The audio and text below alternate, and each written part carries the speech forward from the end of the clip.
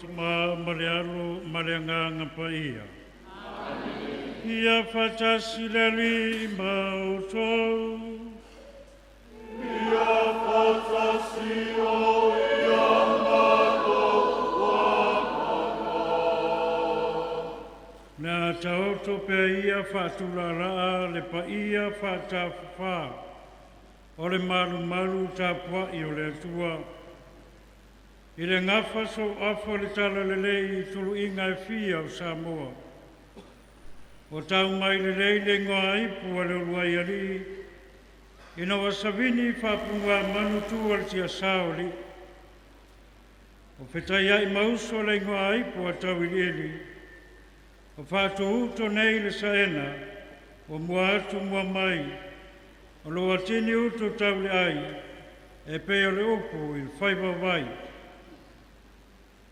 O tātou whiawhawha i iau le langi mātangi, e leo le whātulonga e le langi. A wau le li i whātonu whalau, sai ala vea i le soifua maleola. A vea i le nei avanoa, o te awhalofa whātalo whātu, i le mamalu le nuu whātu o tua o le atua. Pa ia whāle langi, na si sila tapua i mai le tamau le puleanga. Nana Afioga ake bipo mo sese bitoli o tui. Afio o staulanga le puleanga. Au no fovoto le tua ingisa mai faitofi lo loto. Whapea foi so se fata fai taulanga e fia. Ai fata alofa pa pitoa i whawhengainga i te akono mo lanto whaltua. E a lupe whalele o le tātou Matagaluega. Nau Afioga le Taitai fono ma usui. E a ta maa matinao lufi lufia le whina ngalo le tua i Lauli'i, Letogo, ma Vailele nei. O le paia leo le tātou Matagaluega. Paia whale tunu. Paia foi whare malo, le afia le tamau le tu malo. O tātou porta e vivi i whaamtai le atua, le nea samu mua le whangafuru. O le vaitau sanga, o le salamo mo toi foi le atua. Vivi i le atua ma whaamtai, ia sa mai ana whaamianga, a wau tau whaiwalo filima. Mai au ngāle ni vaitau sanga paia, e toi li ua i le vai o sina, i le salamo wha maoni, ma toi fo i le antua, e ana le ia tātou ngā luenga le salamo, ma ngā luenga alofa. Ia, manatua le nei taulanga paia le Misasa, ia, o le tau malai, i mapu i whangalele le Afioga, o te maa matina mātua le atunu, e ana ngā luenga alofa nei te maitai saa, ia whaamanuia le atua. Ta talo foi moe mamai, le afua mai maunga i ta maa matina se tātou Matagaluega, ia whaafurua le soifua. I lātua mana mia tātou tālo sanga, whapea foi le tālonga mo e anga lei mai, ia i tātou i so se tū. O le ale nu o le atua, tātou mua i whātu esi, ia maua le salamo whamaoni, ia whamangalo foi sa moa mo na Taitai. Ia whamangalo foi oe mau. Ia e tali le lei ai, tau wami o tonui nai, le taulanga Iesu Keriso. Ia na whasa tauri nai tātou, ina ia whamangalo ina. Tātou pātu ese le atua, whamangalo i tātou. O te tau i le atua, le ona muna.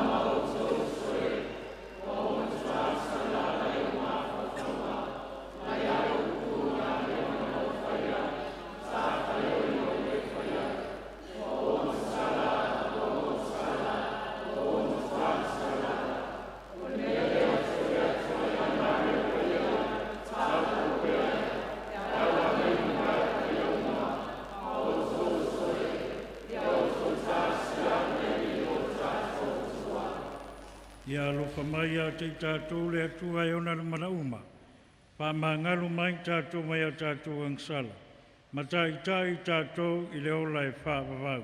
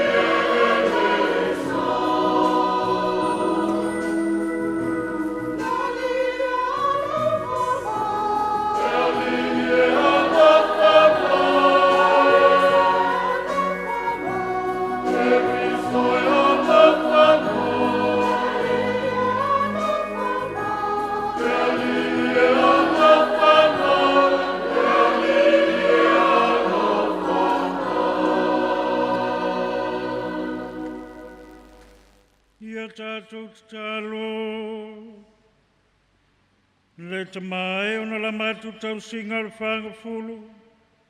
Ke soaswani mai ni matu malama I le winga le maliu. Ma le toi tu o lo walu. Mai awa o matou. Ni ata iala le na winga yo matou o langa. O la matou o lenga le nea la tulu matou ali Yesu Keriso lo walu. Ua swaipua ia mapule fatasi maoe. Maranganga pa ia le tuai totas, mo le whāpawau lava.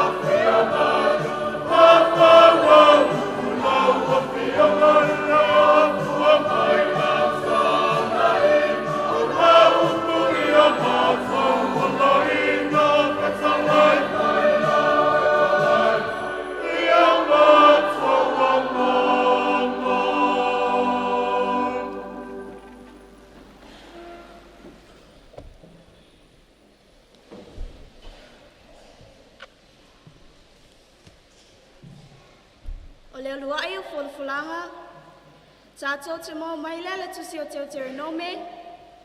Deuteronome lona mata upe luas fulmaleono, o te fulfola lona fai upe fa pau maile fai upe sfulu. Deuteronome lona mata upe luas fulmaleono, o te fulfola lona fai upe fa pau maile fai upe sfulu. O le matua, ua tau tino ele nuu filifilia lo lātou whaatuatua. Tātou whai tau whilafulafuai mai ai. Sila ele whai upe 5. O na talia lea ele whai taulanga le ato na ilo 5. Matua tua I luma o le whatawhai taulanga o le ali'i lo watua.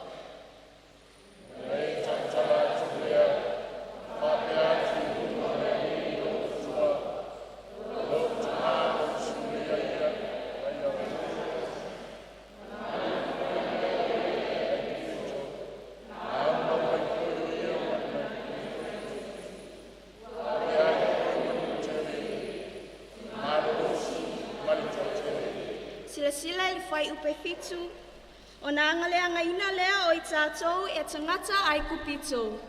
Ma lātou whāti ngā mai a te I tātou. Ma lātou tuu mai a te I tātou o ngā luenga mamafa.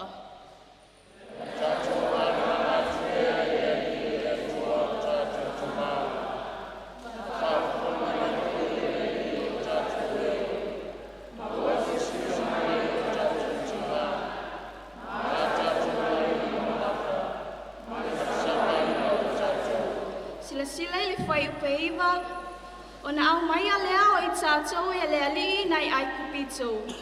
I le a au malosi, ma le a au whāloaloa, a toa mo mea matautia tele, ma whailonga, ma vāwenga.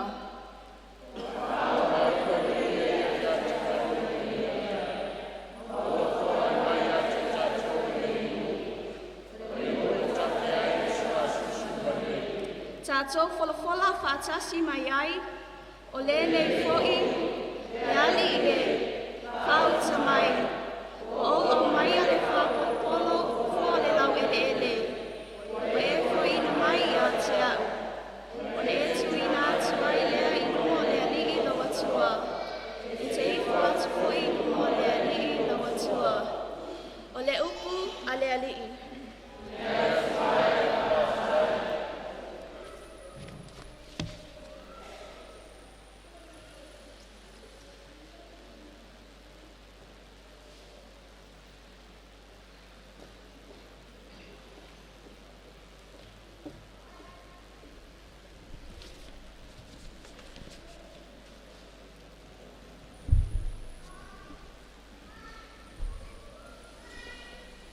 Le ali'i e la veina ui le puanga.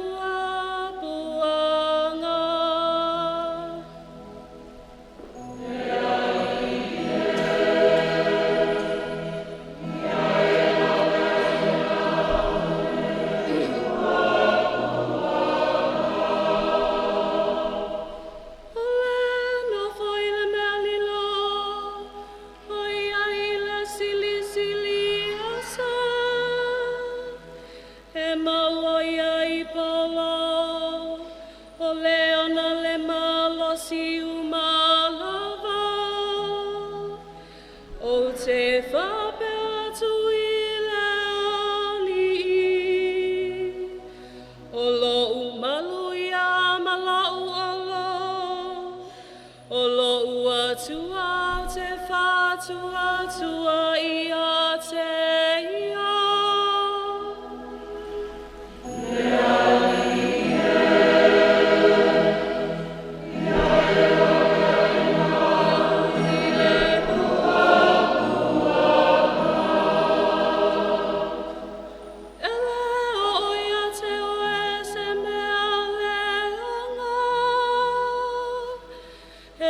Taitai ane fo'i se malai lo whaleia.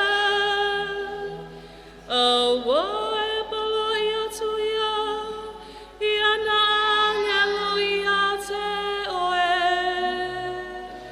E tausi a te ia, I o ala uma.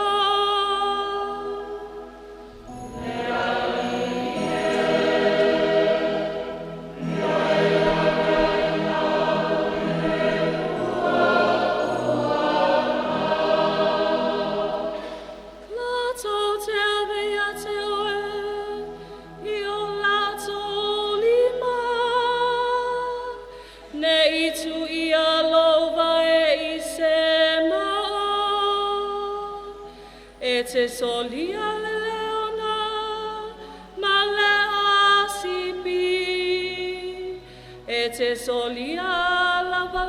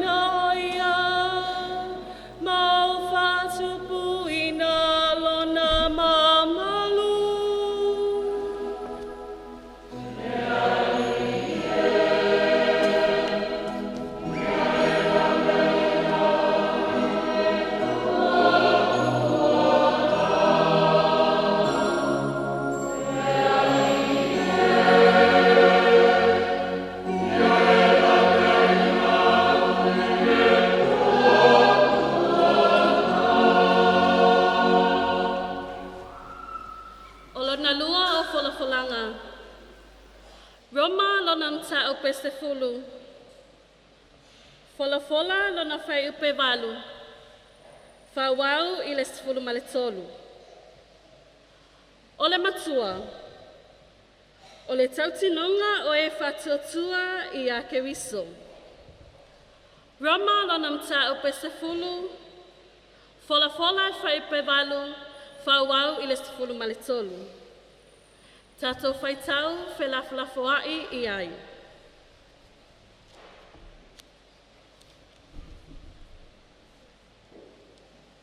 O lea wa whai mai ai, wa lata ia te oe le upu, o ilo ngutu ma lau loto.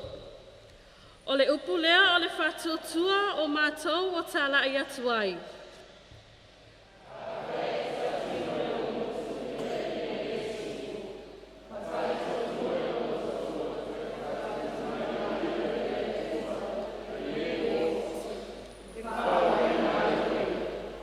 Awa o le loto e whatuatuai, e o mai ai le amia tonu, o le ngutu e tautino ai, e o mai ai le ola.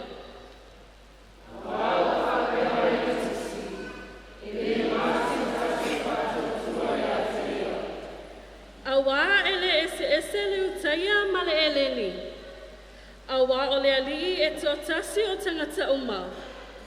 E whaulai no nā lofa ia te lātou malava, o e wala watu ia te ia. Awa e whaulai nei lātou uma, e wala au le suafa o le ali'i. O le upu a le ali'i.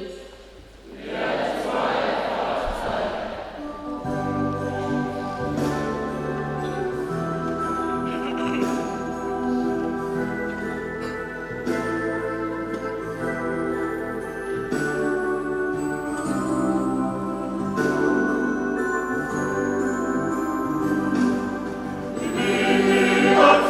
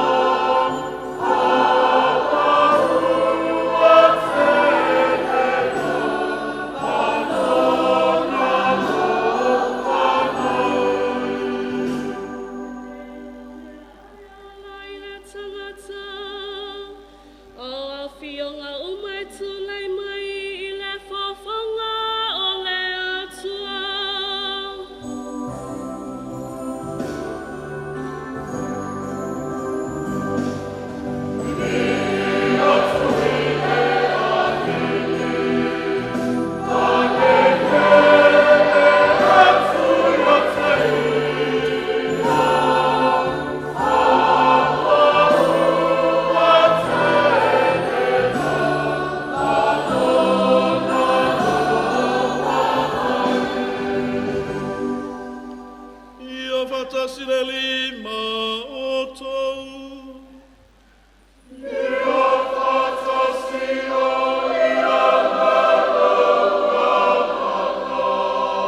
Ole whalafolanga malewangalia Paia Luka.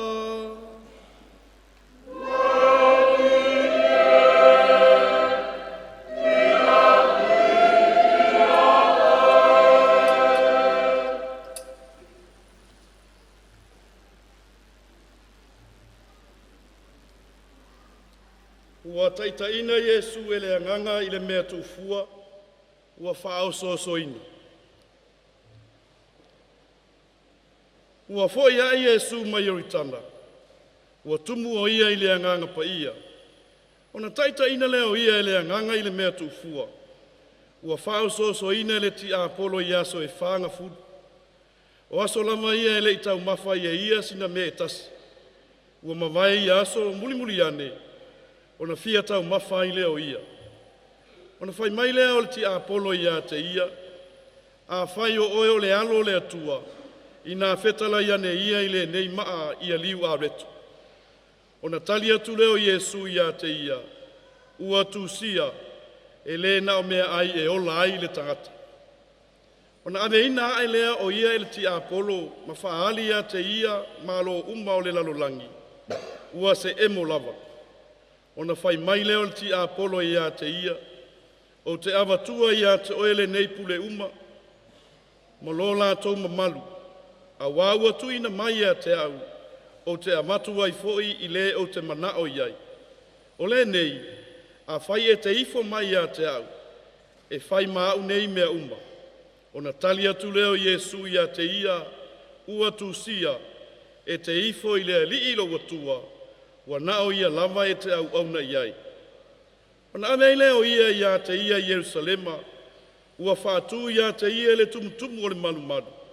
Ona whai mai leo ia te ia, a whai o oe o le alo le atua, i nao so ia oe i lalo i le mea nei, a wā ua tūsia, e poloai o ia na angelu ia te oe, e tausi ia te oe, ma le nei foi, lātou te ave ia te oe i o lātou lima, nei tu ia lo vai se ma.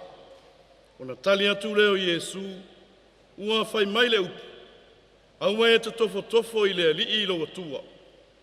Ua wha uma i le ti Apolo le wha so songa uma. Ona alu ese ai lea ia te ia, se ia i le aso. O le talale ia le li i.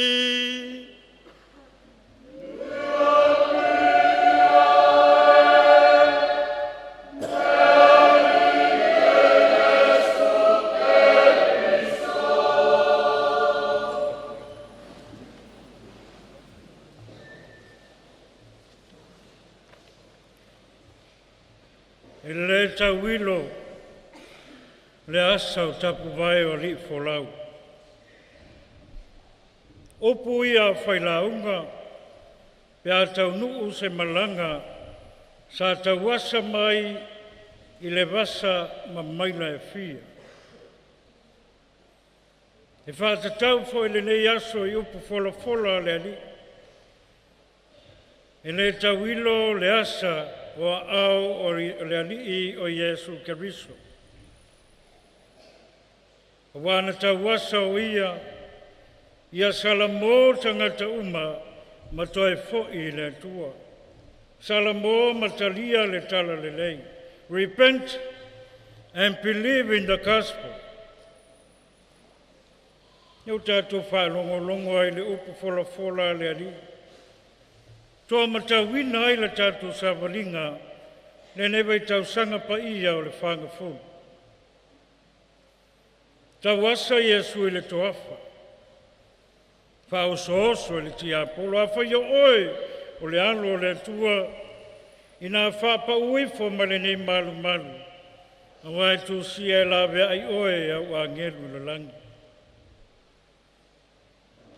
Toi tau asa Yesu i lunga i le maunga o Kolokota.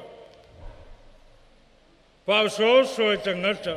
A whai o oe o le alo le tua. Ia whaola ia oe ia te oe.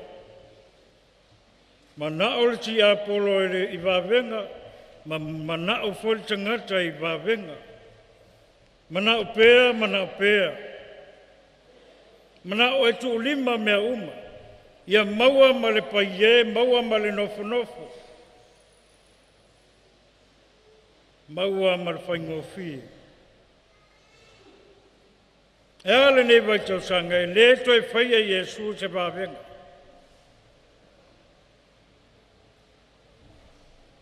Top to fonga mua mua lava lea. E maali e le wharongo. Ai ona lava Matai'a ia te oe maa. Nāle te top to fonga mua mua lava. Pai mai ele tau mawha Iesu le whase fulu asu. Ai muai lava le whaasoso le ti apolo. Whaaliu a reto nā ma. Whetala ia liu a reto nā ma. Fe na whaaliu a reto e Iesu ne ma. Mua le to iai se maa I Samoa. Wa tau mai ai le la unga maa lava o le a lau lava I le li. Asu sa uma la unga maa. La uma ai whapaia e whaife au. Whaaliu a reto. Wo o lava I maa o talingalu. Maa o a inga tua oi. O le to iai se maa le wha misa I tangata. Ai sea mana upea.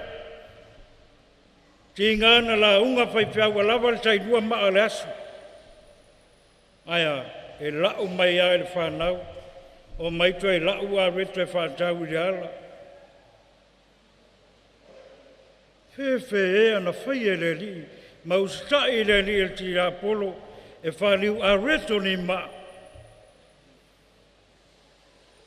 O le ainga ala ad me le whai. Wai pauana o me le lau e tangata I le li, ngā o maa, whaliu a reto ni ma. Ele ngata na o le a whau masoloi a reto ele whawheteina I a inga. Le a mauai ma reto lenga, ma reto ma funga.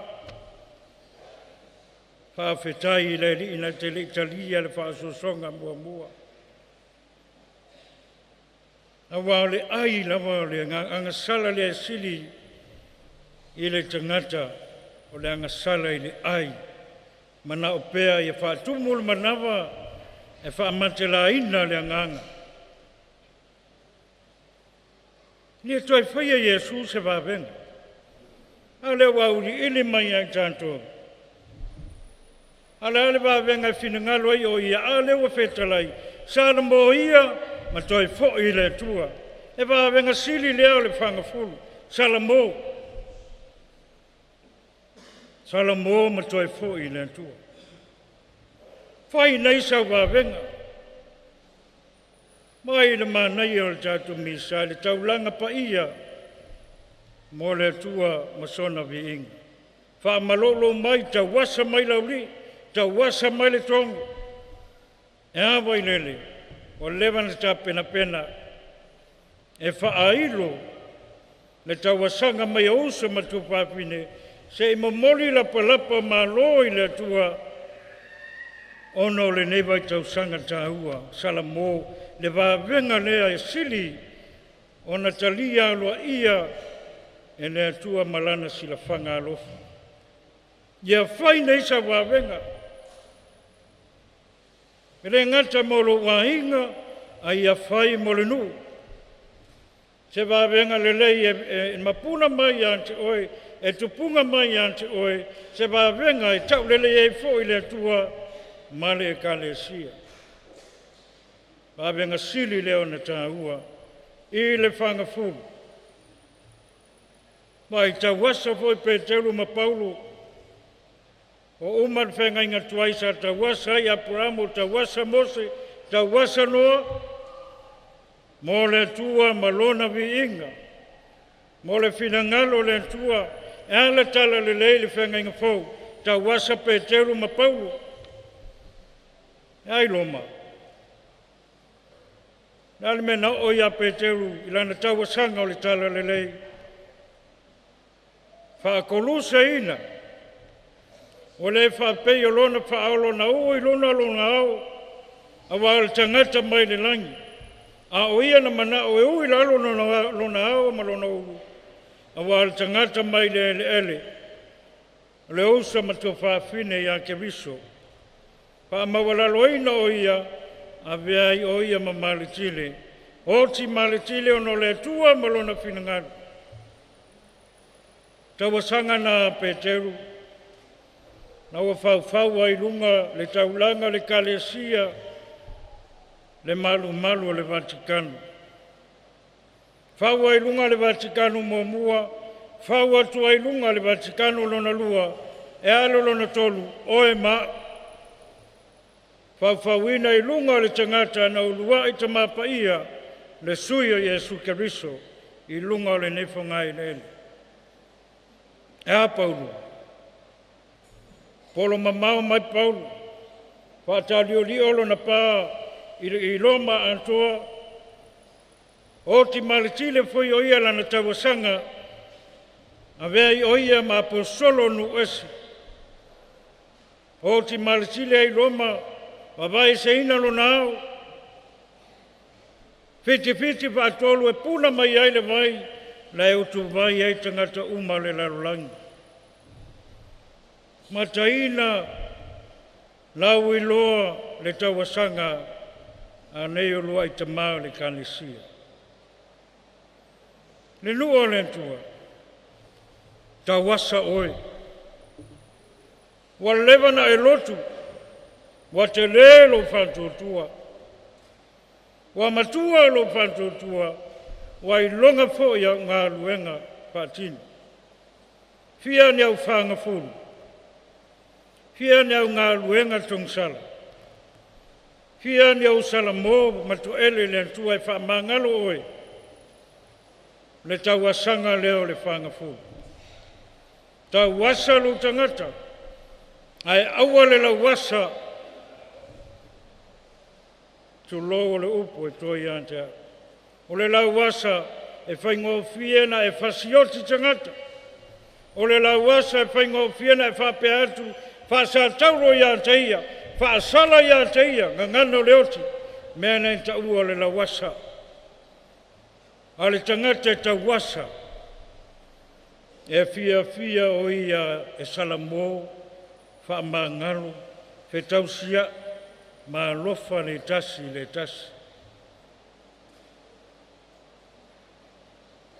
E le te tau iai tātou le whanau a le tua. E tau wasa. Ma ia tau wilo a au. Le newa i tau sanga al whangafuru. Ia tau wasa i le kofsio. Ale babenga sili lea. Le taime whape mai au na tutofia le tua leo staulanga whawau. O te wha ngalo i awanga sala. I le soa whaltama ma le alo ma le nganga paia. O le ase si wawenga te manao ia.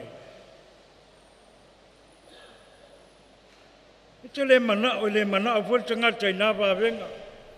I le manao le wha mangalonga le li. I le manao le staulanga wha mangalo anang sala. Alo watu ia i le tua le nasa kala meta paia. Wha le ia o na tangata ma le tua. Ale a fio le tua i mea nei. A fio i malu. A fio i lo fina ngalu mo tātu lotu. O ia wha mangalu. O taimi lawa e wha pēa tuai pai piau te wha mangalu a wang sala uma. Wha ilonga malkoruse. O le wha mangalonga sili lea le tangata e tawasa i vai tausanga nei. Ia lesi tawasanga tala whea ngai ma oe whaingo fia fo. Tau wasa le via koluse. Wa whai ma se pātālonga i vai le tālonga le via koluse le ala koluse. O le o ai fo i tangata. O le whātau aina i le kalesia mai tātou umalo whātua tua. Nāla le koluse au na sāwawali e whanau le tua a fia maua le ola. Le ala le koluse, le ala i popua ngā, le ala na uia Yesu Keriso, a ngā i kalawali e whakoluse ina i o tātou tangata tuai. Ni ia whawhawina ma maua le whaolatanga. mea le te tau nei tau wasa i whanau le tua i le whangafuru awana e misi le via koluse. O le whina ngalo whaia uso tia kono pai mai lanto e sili ele awe o se kasi e whai e tamā. A wao tamā tonu le ala mai ai whaamunianga ma le tauasanga o a inga taitasi mo le manuia. Tofu le tamā malana se kasi o e langona le tamā. Ne se kasi o a watu i ante ia ia wholawhola ina ma ia meta sio ai i langona e ia o ia tonu a e ala mai ai whaamnianga mkalisia o ia e ala mai whaamangalonga o ia e ala mai ai manuia mo lona inga malana whanau. Ai a whai ele uia le alo koluse, alo popua ngau keriso, le newa i tausanga maa i mau le whangafuru. Yo o po ele maliu mal toitua keriso, e le langona ina na te le maua ia whaamnianga. Aisea, e le mana o e uia. Se suinga malia ele newa i tausanga. Sila le ata mai le kalesia, mai ta maua whailangi le tulngasia. O uma o na tu mata manga mea uma, e peo le tua, le tai mea fia ai, le tai mea whaanono ai. Le tai mea tinga ai, ma le tai mea mawhatia ai. O mea i ao o na uia le tangata. Wala si sila le tua na tātou sāwalinga.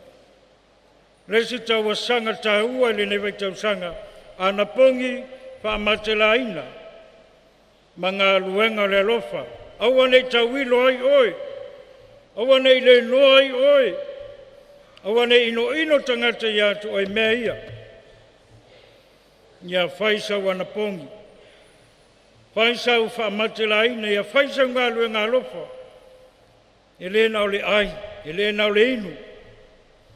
Ai tele mea te tau no tātu ana pongi ai whaamatela ina.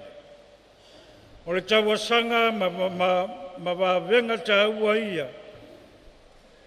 Ia o na tutupu le newa i tausanga. Ia mai atu le whangapulu. O tātou lava saunia. E talia whaamnianga le taitua kirisu. Ona o le tātou tauasa ma le fia e whaatino.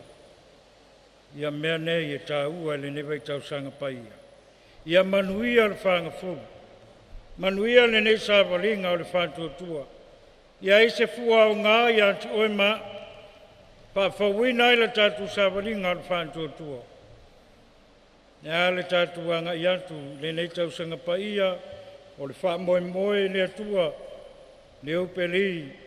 Sile le kalesia. Le oru whale mai le whaitutoa malu. O tātou mawai foi, whamangalonga a whaamianga neri. E ale le whailonga le koluse, i le suafo le tamā, ma le alo, ma le anganga paia.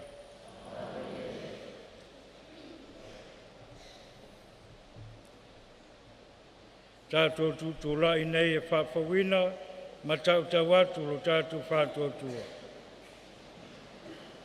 Ma tau te whātuatua i le atua i tō tasi.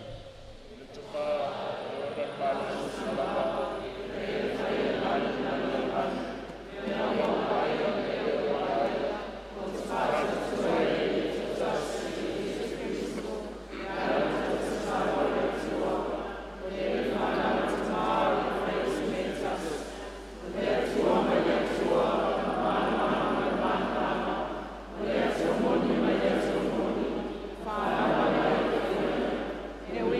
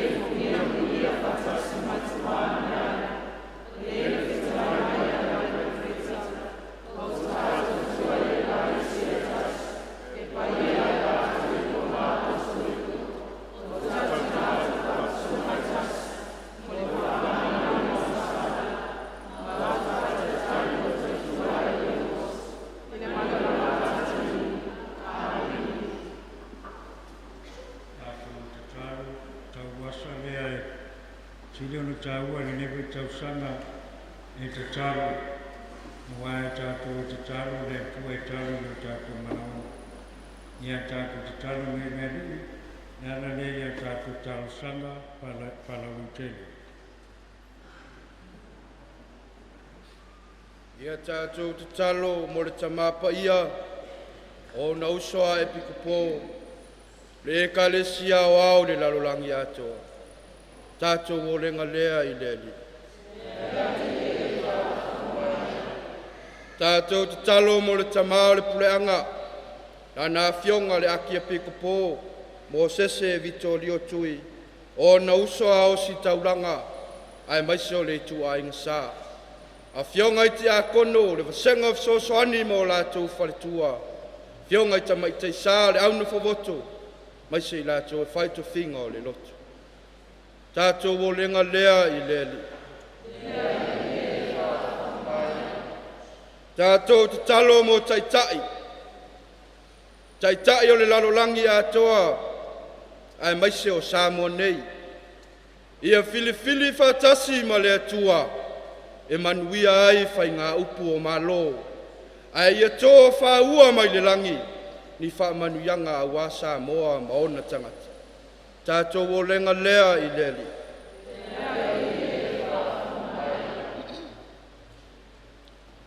Tātou te talo mo te file mo I le Lauli'i, a inga e kalesia, a e sili mo si o tātou whainga malo. Le mana o le atua oia o le file mu o le atoanga o mea uma. Ina ia iai le file mu iso o se mea. Mai ia whape o na tuli matai le manuia atali o la tātou o lenga lea I le ali'i. Mana tua foi na ita matina tutua. O fea lava ia o tātou mana tua mo so lātou soifua whale tino. Ma le soifua ma loloina. Ina ia wha ato atoa ina ai lo lātou ma lo se ala lo lātou whaivalo filima. O le tatalo mo se manuia. A wā Samoa ma I tātou umalava. O la tātou o lenga lea I le ali'i.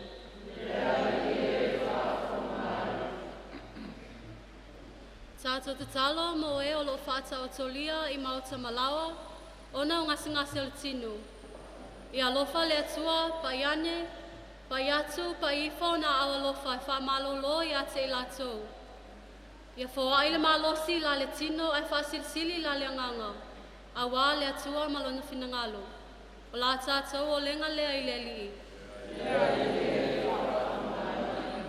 Tātou talosia tupulanga talavou o si o tātou e kalesia, ai whaasilisili si o tātou atunuu. Ia lofangia e le atua, whaapupula ma whaamalamalama I o lātou mawhauwhau. Le tāua o lo lātou wala awina, I so se au nanga, I tono nuu, e kalesia, whapea ainga. O la tātou o lenga lea I le ali'i. Mana tua foi le upu folafola o le neiaso. Tau ina ia alu malemana le upu ala na fiu. Ia avea o se upu o se fua e pau se ele lelei. Ina ia fua mai ni fua lelei. Awala la tātou savalinga whaleanganga. O la tātou o lenga lea I le li'i.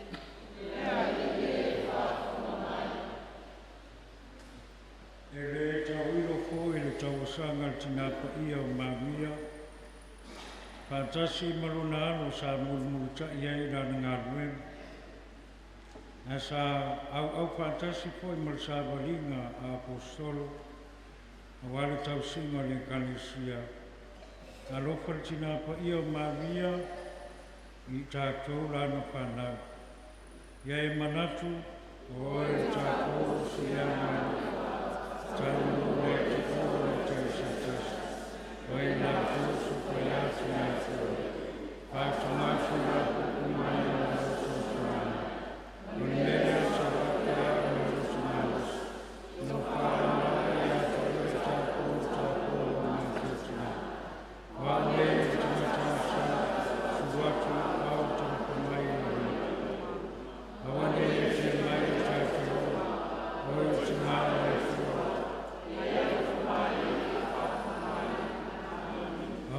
tala sanga ia o mātu ole wala watu ai, ono le suapo Yesu lo mātou wali.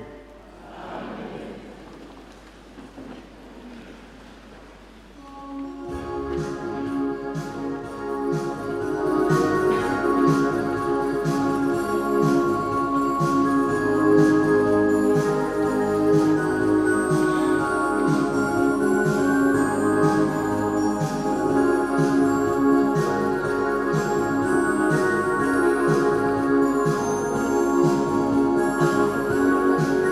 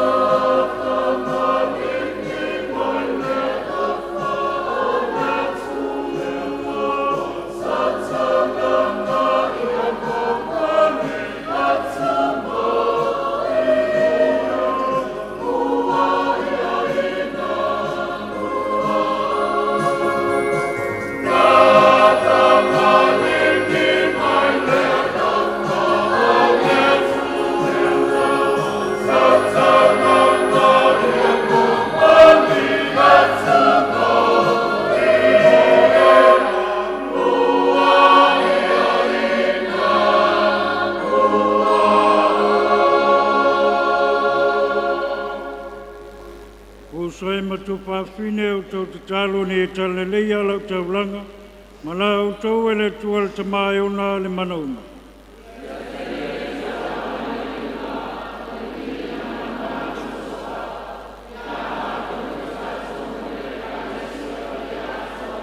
Nea li e whaswaswani mai ni e mātua ngā e moli atu i atu ai ni mea lofa. Ia vele ne taulanga se whaswaswani e sui ai o mātou o langa. O la mātou le ngale ne ono ke riso lo mātou ali e.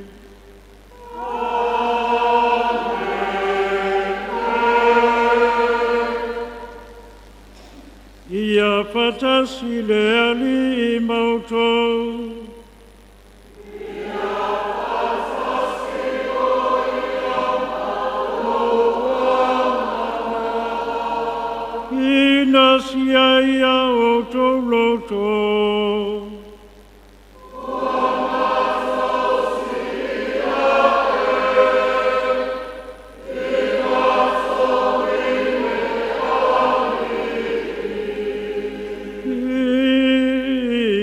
Tatu papetai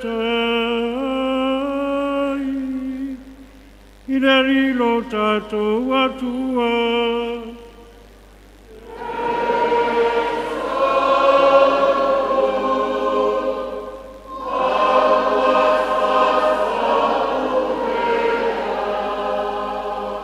Neta male tu sai pua pava meule malosi umalava O se mita mitanga pai mo mātou le whāwhtai atu I atu oe. Ala tu ia Yesu ke riso lo mātou ali. O lana whamatela ina o aso e whanga fulu. Whāpai e ina ele le vaitai mi mal vaitau sanga paia. O ami o ngā pulea. I lana te e ngau tau te whangal ti apolo. Wawawina ia mātou e langa ese ia mātou lava. Le whātāwhunanga lilo o le leanga. Mai e whapena o na mātou a wailana tali suanga whapaseka. Ma le loto mama. Se ia oi na mātou atua ilo na whātau nunga I le langi. I le nu o le folanga.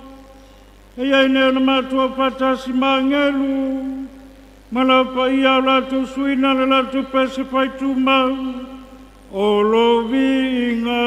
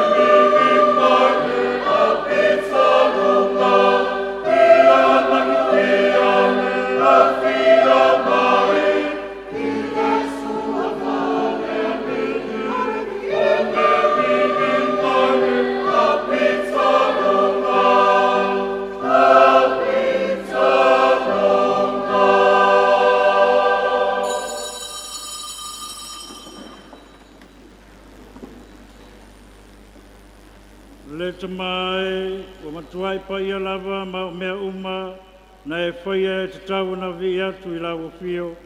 O le ola ma paia uma e mai lawa fio e ala mai lo walo Yesu Keriso, lo mātou wali. E ngā luenga le nganga paia, o lau tau sanga we whama popo, se nu umo oi, ni a mata mai le mea oswa e ailina, e o I le mea ngoto ai. Ia molia se taulanga wātua toa le lei, mo le mamalu o lo suapa. O le ala le te mai, o mātua maia nei taulanga I ante oe, mātua te ei o iatu I ante oe, nei ia whapa iaina, I lantou e le mana o lo wanganga. I nei ave ai lantou o le tino, ma le toto lo walo lo mātua li Yesu Keriso, e ona le poloa inga o mātua wha maluina ai le nei tali suanga. I le pōna whālata I nai o ia, na tango ia la reto ma watu ia tu o le whāwhtai.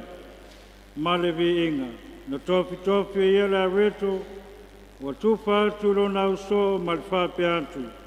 Ina fitangu fia iai o to uma ma ai iai. Wa lo tino le nei. Leo le a foi natu mo o to.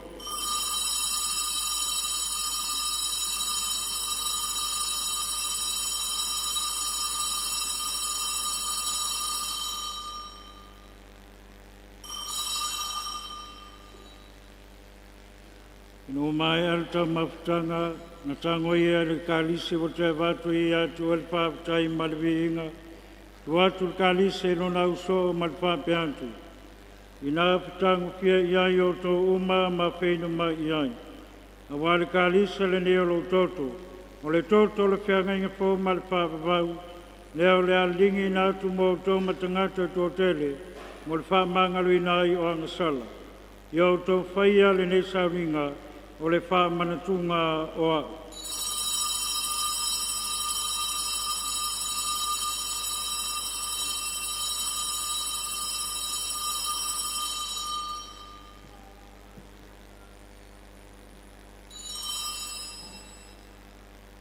O le misteri o le whatua tua.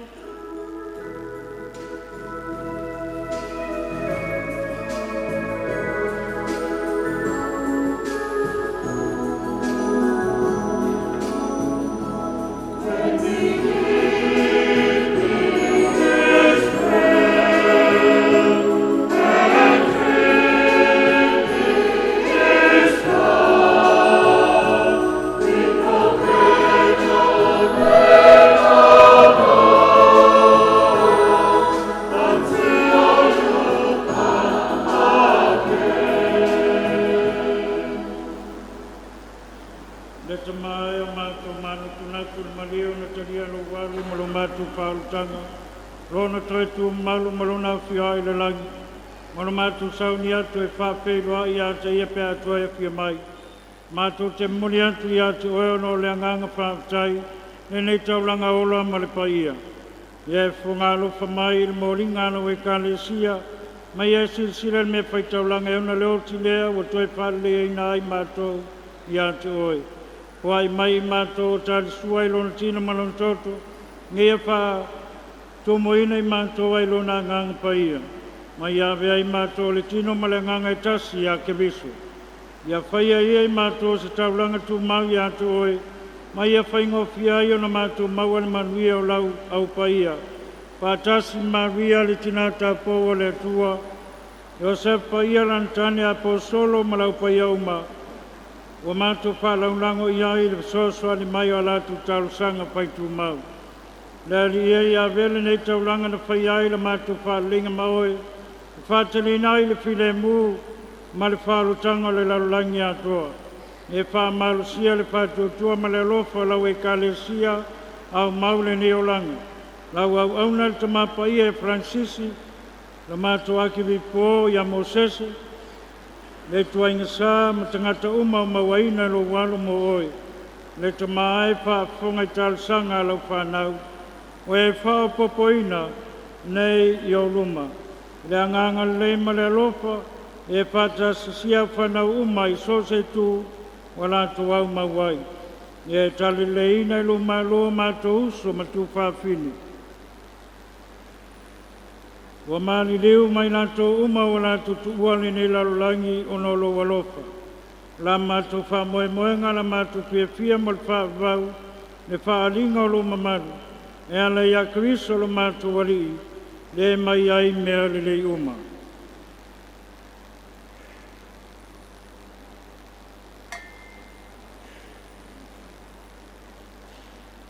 Ono ia fatas mai a te ia. Ile mafutanga maleanganga paia. O le vi inga mamamalu atoa wailau Afio. Ile whavavau. Whavavau lava.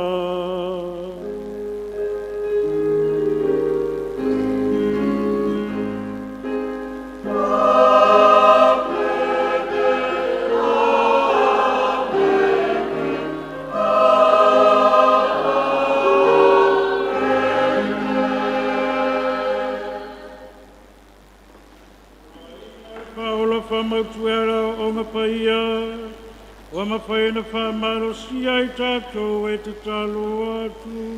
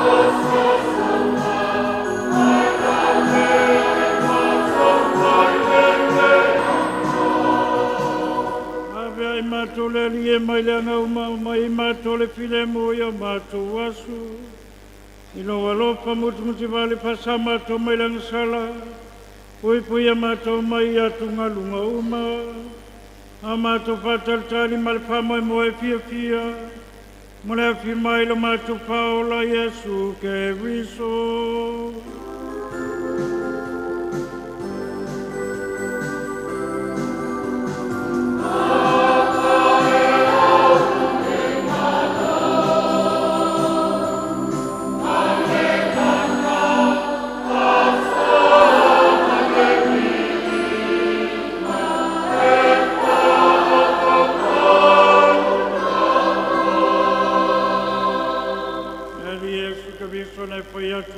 Solo, tu atu yatu tolo, file mo te wha yatu tolo. Awane sila mai matu an salat patu tuala wi kalesia. Maya watu ya te ia, patu tua maya i matu le file mo maltasi lo malu. Leo ai soifuai mo le whaavavau lava.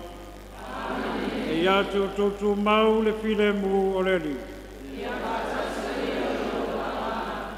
Tātou whio ko tai le whaironga o te mua Keriso.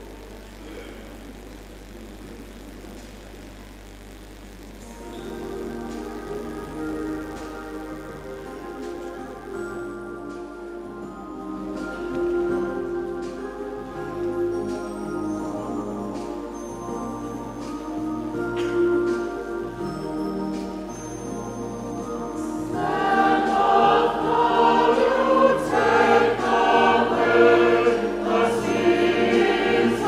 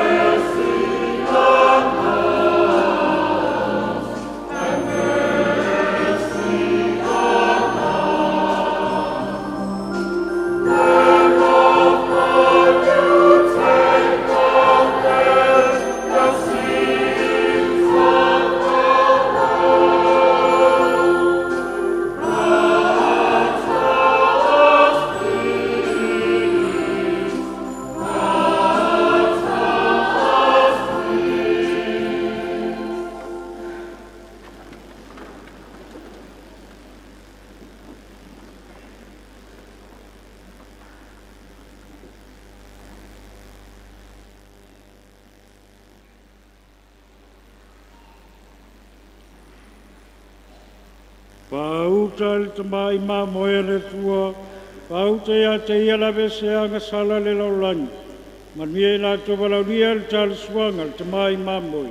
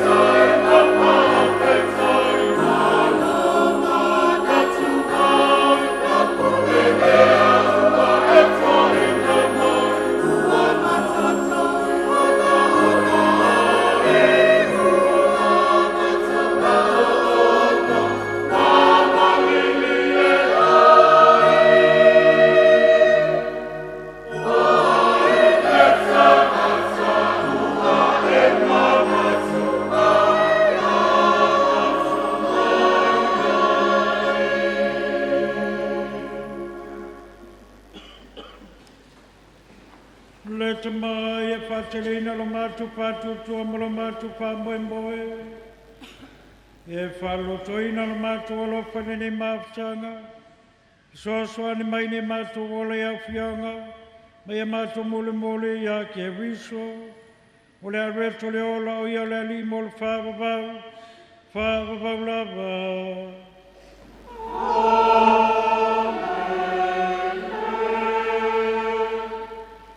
Ia whatasi le ali mautou. O iu tātou taulaga i nau iau tō manuia ke riso. Iau tō puno ne matatalu mo whaamianga nei tua. O le tamau le alofa muti valentu ina mai a te tātou se whaua ongo le alofa le whatua o ia. Ela mai le popo ngā alo na alo e tō tasi. Ia veana o tō tautua i le atua mauso tangata. Maala tō tali ai ana whaamianga le mawhaitaulia. Amene. O tō tali tono o lona maleo na whatama ia ia ke viso le oti mo le whaavavau. Ia whoa i ato ia te o tau le ola whaavavau. Ia whaamaulaloina e ia lava mo i tātou. Ia o tō moli lana whawaonga. Mai au tō mautu whangai i lona toe tū. Ia whamanuia ia tō tō le tū e ona le mana uma. Le tamā, ma le alu, ma le nganga paia. Amen.